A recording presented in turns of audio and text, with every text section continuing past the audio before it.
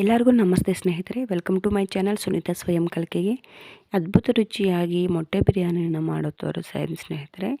ನನ್ನದೇ ಆದ ಸ್ಟೈಲಲ್ಲಿ ಬಿರಿಯಾನಿ ಮಸಾಲ ಯಾವ ರೀತಿ ರೆಡಿ ಮಾಡ್ಕೋಬೇಕಂತಂದ್ಬಿಟ್ಟು ಈ ವಿಡಿಯೋದಲ್ಲಿ ಮಾಡಿ ತೋರಿಸಿದ್ದೀನಿ. ಅದೇ ರೀತಿ ಬಿರಿಯಾನಿ ಪೌಡರ್ ಈ ರೀತಿ ಮಾಡ್ಕೊಳ್ಳೋದ್ರಿಂದ ಯಾವ ಬಿರಿಯಾನಿಗಾದರೂ ಈಸಿಯಾಗಿ ಮಾಡಿಬಿಡ್ಬೋದು. ಮೊದಲು ಏನೇನು ಬೇಕಂದ್ಬಿಟ್ಟು ನೋಡ್ಕೊಳ್ಳೋ ಬನ್ನಿ. ಇಲ್ಲಿ ಪುದೀನ ಸೊಪ್ಪು, ಕರಿಬೇವು ಸೊಪ್ಪು, ಕೊತ್ತಂಬರಿ ಸೊಪ್ಪು, ಹಸಿಮೆಣಸಿನಕಾಯಿ ಬಿಡಿಸ್ಕೊಂಡಿದ್ದೀನಿ. ನೆಕ್ಸ್ಟ್ ಜೀರಿಗೆ, ಚಕ್ಕೆ, ಲವಂಗ ಮತ್ತು ಬಿರಿಯಾನಿ ಎಲೆ, ಸ್ವಲ್ಪ ಕಾಳು ಮೆಣಸು, ಧನಿಯಾ ಬೀಜ, ಅದೇ ರೀತಿ ಸ್ವಲ್ಪ ಜೀರಿಗೆ. ನೀವು ಹೋಲ್ ಗರಂ ಮಸಾಲ ಪಲಾವ್ಗೆ ಏನೇನು ಹಾಕ್ತಿರೋ ಅದೆಲ್ಲ ಇನ್ನೂ ಜಾಸ್ತಿ ಹಾಕ್ಕೋಬೋದು. ಸೊ ಈ ರೀತಿ ಇವೆಲ್ಲನೆಲ್ಲ ಒಂದು ಬಾಣಲಿಗೆ ಹಾಕ್ಬಿಟ್ಟು ಸ್ವಲ್ಪ ಹಸಿ ಸ್ಮೆಲ್ ಹೋಗೋವರೆಗೂ ಈ ರೀತಿ ಕೈ ಆಡಿಸ್ಬೇಕು. ಜಸ್ಟ್ ಒಂದು ನಿಮಿಷ ಸ್ಲೋ ಫ್ಲೇಮಲ್ಲಿ ಈ ರೀತಿ ಹುರ್ಕೋಬೇಕಾಗುತ್ತೆ ನಾವು ಮಸಾಲೆನೆಲ್ಲ. ಜಸ್ಟ್ ನಾನಿಲ್ಲಿ 2 ಟೈಮ್ಸ್ ಮೊಟ್ಟೆ ಬಿರಿಯಾನಿ ಮಾಡೋ ಅಷ್ಟು ಮಸಾಲ ರೆಡಿ ಮಾಡ್ತಾಯಿದ್ದೀನಿ ಸ್ನೇಹಿತರೆ. ಇದೆಲ್ಲ ಒಂದೇ ಟೈಮ್ಗೆ ಹಾಕಲ್ಲ ನಾನು. ಸೊ ನೀವು ಕ್ವಾಲಿಟಿ ನೋಡ್ಕೊಂಬಿಟ್ಟು ಈ ಮಸಾಲ ಪೌಡರ್ ಅನ್ನೋದು ರೆಡಿ ಮಾಡ್ಕೋಬೇಕು. ಇವಾಗ ಅದನ್ನು ಸಪ್ರೇಟಾಗಿ ಒಂದು ಪ್ಲೇಟಿಗೆ ತೆಗೆದಿಕ್ಬಿಟ್ಟು ಅದೇ ಬಾಣಲಿಗೆ ಸ್ವಲ್ಪ ಎಣ್ಣೆಯನ್ನು ಹಾಕ್ತಾಯಿದ್ದೀನಿ.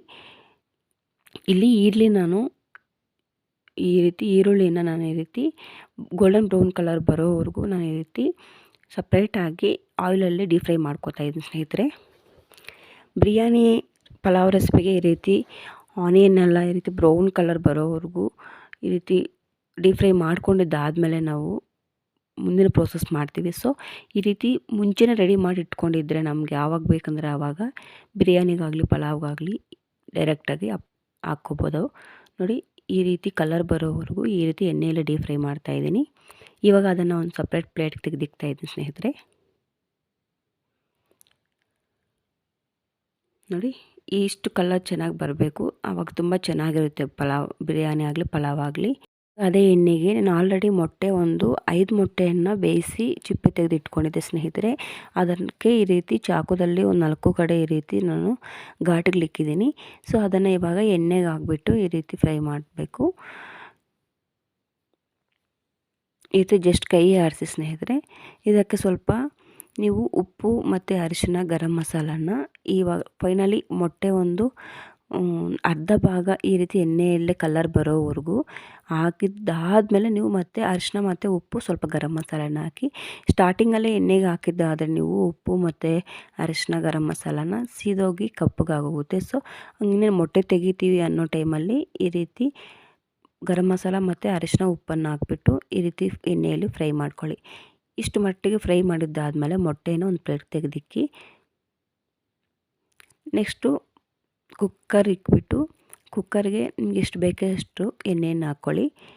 ತುಪ್ಪ ಹಾಕ್ಕೊಂಡ್ರೆ ಇನ್ನೂ ತುಂಬ ಚೆನ್ನಾಗಿರುತ್ತೆ ಬಿರಿಯಾನಿ ಅನ್ನೋದು. ಸೊ ನಾನು ಇಲ್ಲಿ ಎಣ್ಣೆಯಿಂದ ಮಾಡ್ತಾಯಿದ್ದೀನಿ.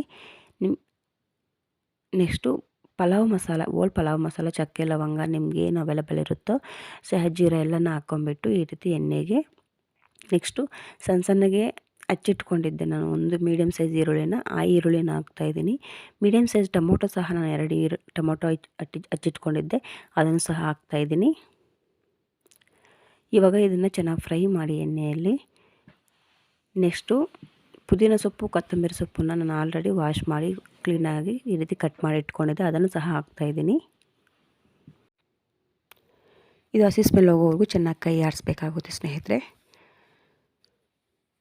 ಯಾರ್ಯಾರು ನನ್ನ ಚಾನಲ್ ಹೊಸದಾಗಿ ನೋಡ್ತಾ ಇದ್ದಾರೆ ಪ್ಲೀಸ್ ಸಬ್ಸ್ಕ್ರೈಬ್ ಮಾಡ್ಕೊಂಡು ನೋಡಿ. ಪಕ್ಕದಲ್ಲಿ ಬರೋವಂಥ ಬೆಲ್ ಐಕಾನ್ ಕ್ಲಿಕ್ ಮಾಡಿದ್ರೆ ನಾನು ಹಾಕೋವಂಥ ಪ್ರತಿಯೊಂದು ವೀಡಿಯೋ ನೋಟಿಫಿಕೇಷನ್ ನಿಮಗೆ ಬೇಗ ಬರುತ್ತೆ ಸ್ನೇಹಿತರೆ. ನೆಕ್ಸ್ಟು ಶುಂಠಿ ಬೆಳ್ಳುಳ್ಳಿ ಪೇಸ್ಟ್. ನೀವು ಹೋಮ್ಮೇಡ್ ಶುಂಠಿ ಬೆಳ್ಳುಳ್ಳಿ ಪೇಸ್ಟ್ ಯೂಸ್ ಮಾಡೋದ್ರಿಂದ ಬಿರಿಯಾನಿ ಆಗಲಿ ಯಾವುದೇ ರೆಸಿಪಿ ಮಾಡಿದ್ರೂ ನೀವು ತುಂಬ ರುಚಿಯಾಗಿರುತ್ತೆ. ತುಂಬ ಆ ಶುಂಠಿ ಬೆಳ್ಳುಳ್ಳಿ ಫ್ಲೇವರ್ ಅನ್ನೋದು ತುಂಬ ಚೆನ್ನಾಗಿರುತ್ತೆ. ಸೊ ಹಾಗಾಗಿ ಹೋಮ್ಮೇಡೇ ಆದಷ್ಟು ಶುಂಠಿ ಬೆಳ್ಳುಳ್ಳಿ ಪೇಸ್ಟ್ನ ಯೂಸ್ ಮಾಡಿ.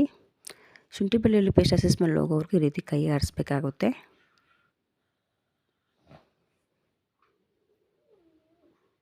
ನೆಕ್ಸ್ಟು ಸ್ವಲ್ಪ ಒಂದು 3-4 ಟೇಬಲ್ ಸ್ಪೂನಷ್ಟು ಮೊಸರು ಹಾಕ್ತಾಯಿದ್ದೀನಿ.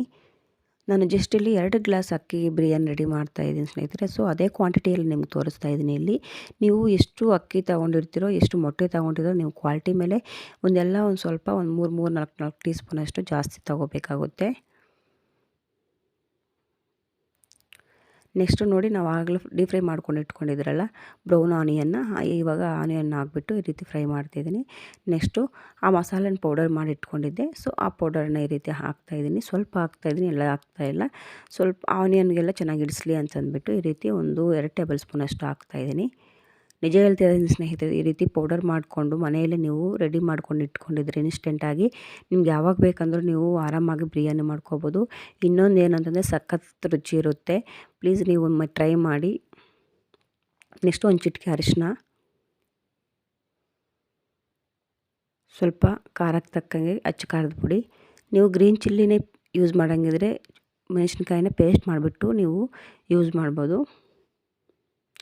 ನೆಕ್ಸ್ಟ್ ನಾನು ಇಲ್ಲಿ 2 ಗ್ಲಾಸ್ ಅಕ್ಕಿನ ವಾಶ್ ಮಾಡಿ ನೆನೆಸಿದ್ದೆ ಸ್ನೇಹಿತರೆ, ಅದನ್ನು ಇವಾಗ ಡೈರೆಕ್ಟಾಗಿ ಹಾಕ್ತಾಯಿದ್ದೀನಿ.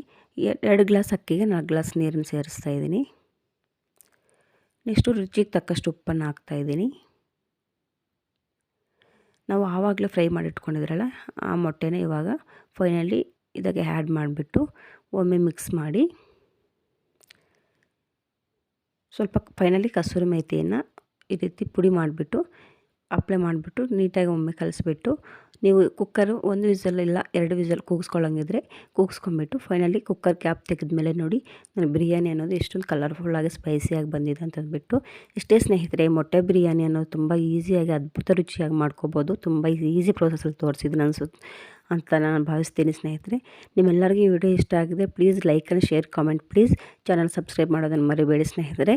ತುಂಬ ಅದ್ಭುತವಾಗಿ ಬಂದಿದೆ. ಮೊಟ್ಟೆ ಜೊತೆ ಸರ್ವ್ ಮಾಡ್ಕೊಂಡು ತಿನ್ನಿ. Thank you for watching.